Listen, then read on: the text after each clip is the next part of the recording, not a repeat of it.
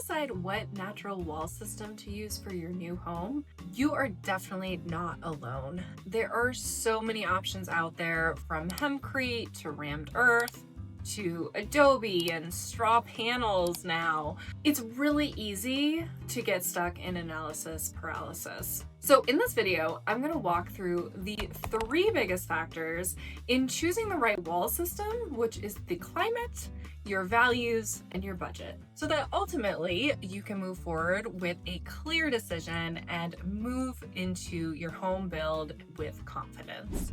For over the last decade, I have designed custom homes with a variety of natural materials, specifically bamboo, compressed earth block, and straw bale. And I even build my own home as well. So ultimately, I've seen firsthand how choosing the right natural wall system can really make or break your next project. If you have raw land and you are not sure what the next steps are in designing and building your own resilient home, I would love to chat with you in person. So you can book a complimentary strategy call in the description link below.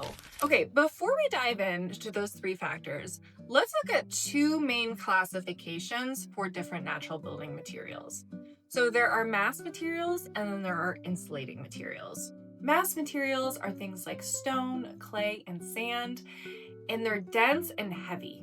They absorb and release heat slowly to help regulate indoor temperatures. Examples include rammed earth, adobe, compressed earth blocks, to name a few. Insulating materials, on the other hand, are light, they're airy, they're fibrous, and they're materials like straw, sheep's wool, wood fiber, and they don't store that much heat, but they're great at keeping warmth in the winter and out in the summer. There are also hybrid systems that combine both qualities, or sometimes attempt to. There is hemp lime, also known as hempcrete, and light straw clay, just a few examples.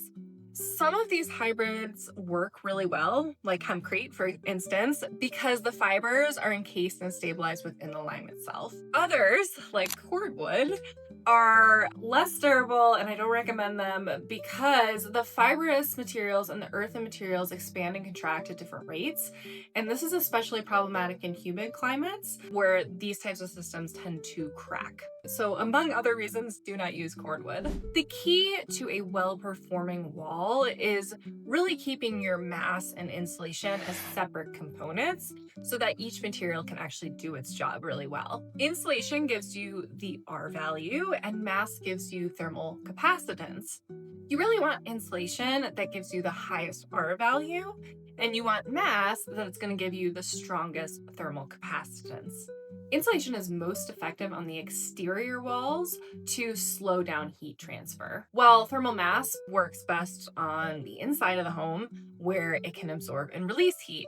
So materials like hempcrete and light straw clay combine both qualities to an extent, but they don't excel at either. So for example, hempcrete has some insulation value, but because the lime binder, it really diminishes the insulating potential of the hemp hurd. So while hybrid materials can do a little bit of both, they don't perform strongly in either category. So in many cases, you're better off using a designated insulation and a designated mass completely separate.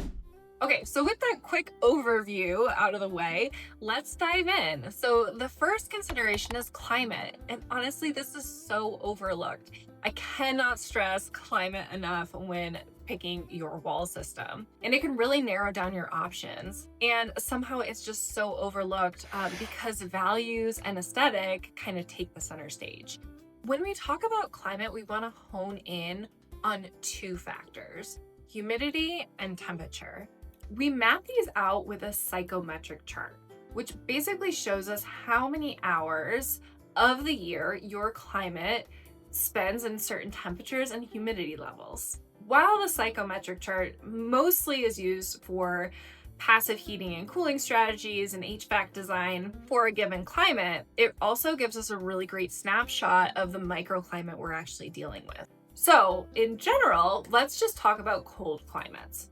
So in cold climates, insulation is really your best friend. Fibrous materials like straw bale, wool, or hemp mats really shine here because the air pockets within their structures slow down the heat loss. Dense mass walls alone, like adobe and rammed earth, won't keep you warm unless they're paired with insulation to the exterior. Now, in hot and dry climates, mass can work beautifully.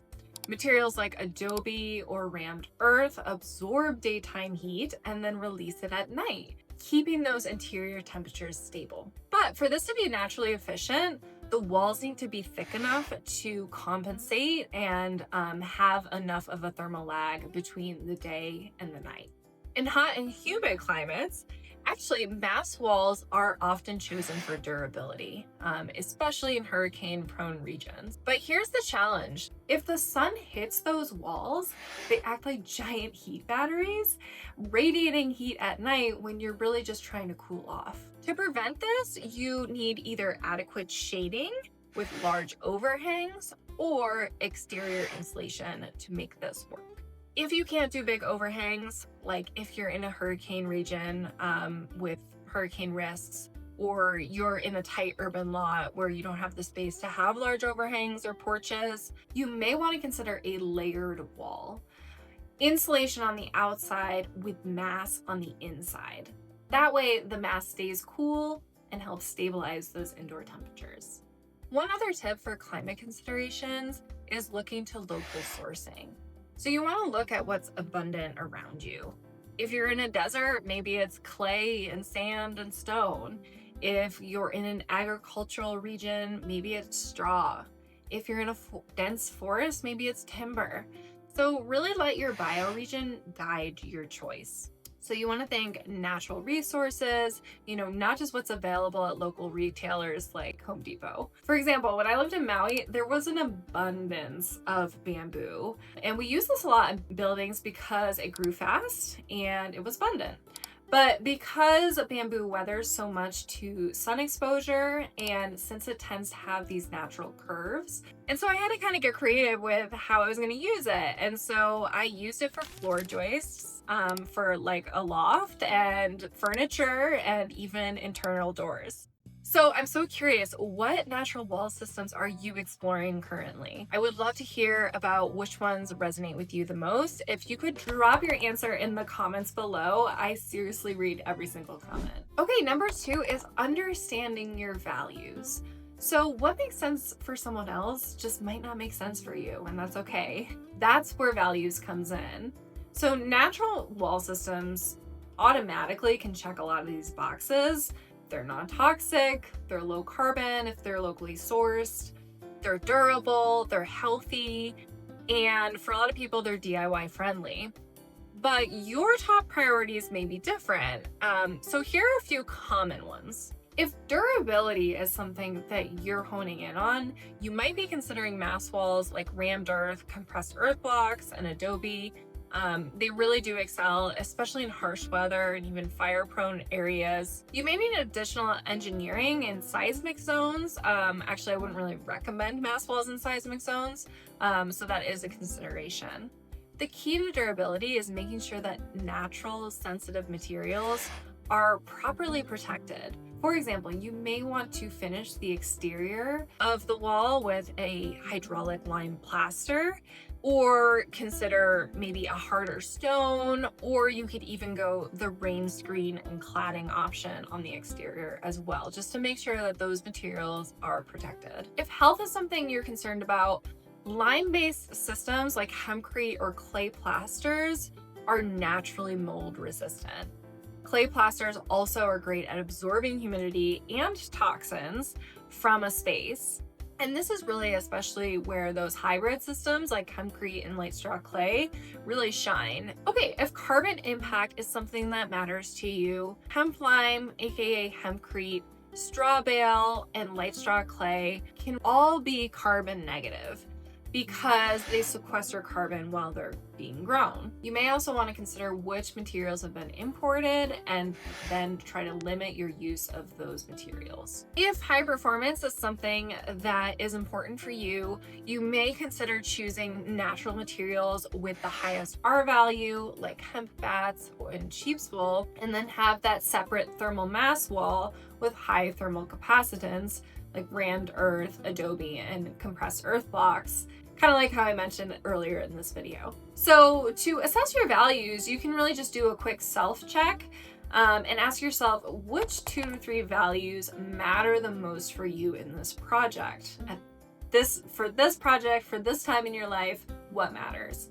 And this clarity can really make the decision process so much easier.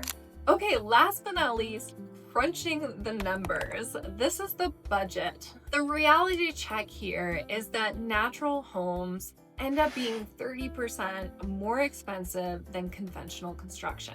And why is that? These methods are labor intensive, and on top of that, fewer contractors specialize in them. But if you're DIYing, you're hosting workshops, you're bringing the community in, maybe you're hiring local help, the natural wall approach can be much more affordable. Plus, it can also provide local jobs and help educate others. So budgeting is really in depth. So for the sake of this video, we're just gonna cover some quick rules of thumb. So for mass walls like rammed earth, they just tend to cost more because they require heavy equipment or a lot of labor.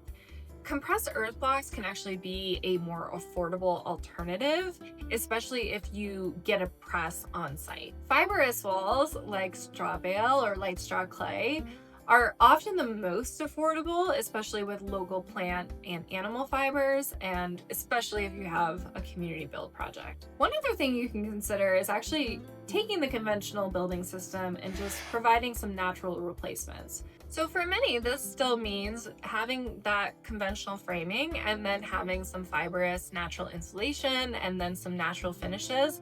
And this just strikes the best bang for your buck and ultimately gives you that cozy natural home feel. In the natural and alternative building world, it's really common for people to dismiss conventional methods altogether.